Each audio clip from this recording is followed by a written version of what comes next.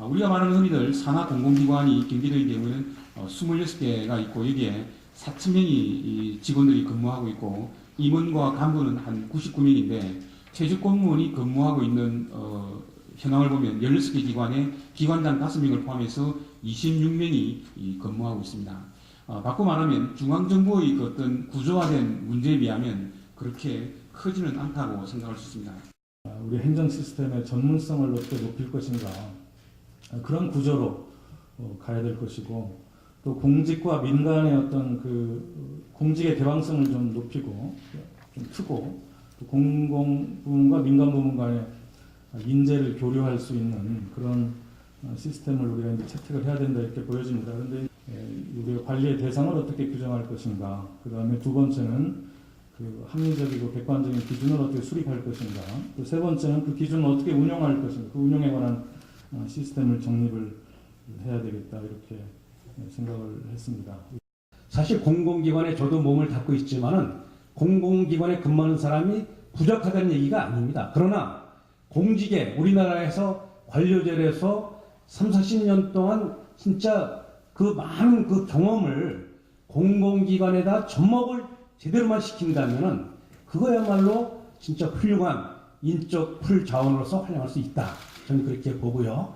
그래서 지금의 같은 명예퇴직 제도를 조금만 더 보완을 해서 어떻게 좀 개선책이 제시됐으면 좋겠다는 생각이 들고, 그것 또한 어렵다면은 공무원들은 정년까지 근무할 수 있도록 하고, 그 나머지 부분에 대해서는 자율적으로 자기가 투명한 어떤 그 공채 제도에 의해서 자기의 영역을 더 발전해 나갈 수 있는 그런 기회가 됐으면 좋겠다.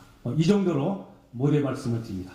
관피아를 어떻게 볼 것이냐라는 근본적인 문제를 다시 한번 정리해서 말씀을 드리자면은 내용을 중시하자. 경기신용보증재단의 효율성 극대화, 아니면 경기개발연구원의 효율성 극대화, 아니면 전문성 극대화를 위해서 정말 적합한 인물이 어떤 인물이 가야 되고, 그동안에 또 어떤 거기 조직원들이 또 근무를 해서 경기도의 기업 내지 아니면은 그 전문성을 살려서 업무의 효율성을 극대화시켰는지 다시 한번 되짚어보는 게 가장 근본적인 문제라고 생각을 하고, 그 이후에 형식적인 부분에 있어서 공무원분들이 그 자리에 가는 여부에 적합한 여부를 그 다음에 저는 짚어볼 필요성이 있다고 저는 생각을 합니다. 이상입니다.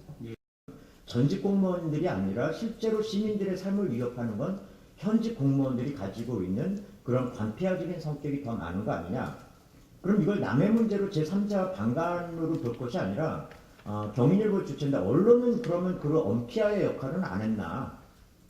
또 시민단체인 저는 시민단체는 그럼 깨끗하냐. 시민단체도 언제부턴가 권력화가 되어지면서 정치권으로 하면서 역시 시민단체도 권력을 행사한 거 아니냐 라고 하는 것으로 이번 기회에 그 사회적 문제를 좀 총체적으로 돌아봤으면 좋겠다라는 생각이 저는 먼저 드는 거죠.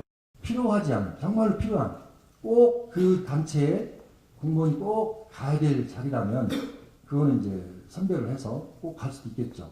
그리고 그것 또한 공개적인 절차를 통해서 갈 수 있겠죠. 하지만 그렇지 않고 지금처럼 관례적으로 명퇴자들을 해소하기 위한, 또 인사적치를 해소하기 위한 하나의 방편으로서 그것을 활용한다면 저는 관폐화 문제는 영원히 해결되지 않는다. 이렇게 보고 싶습니다. 이게 도정혁신 차원의 한 갈래로서 우리가 이야기를 해야지, 이 관폐화 자체, 관폐화를 척결한다는, 뭐 실체가 모호한 관폐를 척결한다는 이 목표 자체가 좀 사실은 좀 이상한 것 같습니다. 그래서 오히려 지금은 관폐화 척결보다는 그 도정혁신을 위한, 실질적인 도정혁신을 위한 어떤 큰 맥락에서 그 관폐화 문제를 봐야 되지 않을까, 그런 생각을 먼저 해봅니다. 첫 번째, 이 관피아 척결 문제를 낙하산 인사라고 하는 협소한 개념으로만 보지는 말자. 구조개혁 또는 폐쇄적 관료주의를 극복하고자 하는 좀 더 넓은 개념으로 접근을 하자. 두 번째, 26개 공공기관에 26명이 내려가 있다라는 표현은 너무 협소하다. 현재 우리 공공기관의 역할, 기능도 한번 점검을 해야 되고, 뿐만 아니라 보조금, 경상보조 등을 타가는 사회단체 협회에서 활동한 것까지 포함을 해야 된다. 특히 아마 도에서 26개 기관에 26명 아주 축소해서 접근할 가능성이 있는데 좀 더 넓게 봐야 된다. 그 다음 세 번째, 현재 전직 공무원이 내려가 있는 기관에 대해서는 활동에 대한 평가를 한번 해보자. 평가를 해서 어떻게 할 것인가를 한번 그 현재뿐만 아니라 앞으로도 평가를 해보자. 그 다음 네 번째, 현재 공모제에 의한 임명 방식을 하고는 있지만 너무 형식적이다. 앞으로 이런 기관장뿐만 아니라 임원에 대해서는 실질적인 공모 방식을 해야 된다. 예컨대 지금 공공기관 경영평가위원회가 있는데 경영평가에 대한 심의뿐만 아니라 이것을 공공기관 운영위원회로 좀 확대를 해서 여기서 뭔가 좀 실질적인 심사를 할 수 있도록 한번 해보자. 그 다음 다섯 번째는 긴 관점에서 보면 현직 공무원에 대한 전문성, 현직 공무원에 대한 평가 기능을 강화를 할 필요가 있다. 여섯 번째, 공직을 개방시켜서 폐쇄적 이 공직 사회를 개방하는 노력도 같이 해볼 필요가 있다.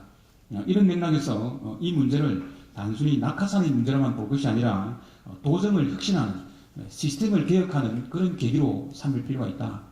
라는 걸로 한번 정리를 해봤습니다. 여기서 오늘 토론을 마치겠습니다. 고맙습니다.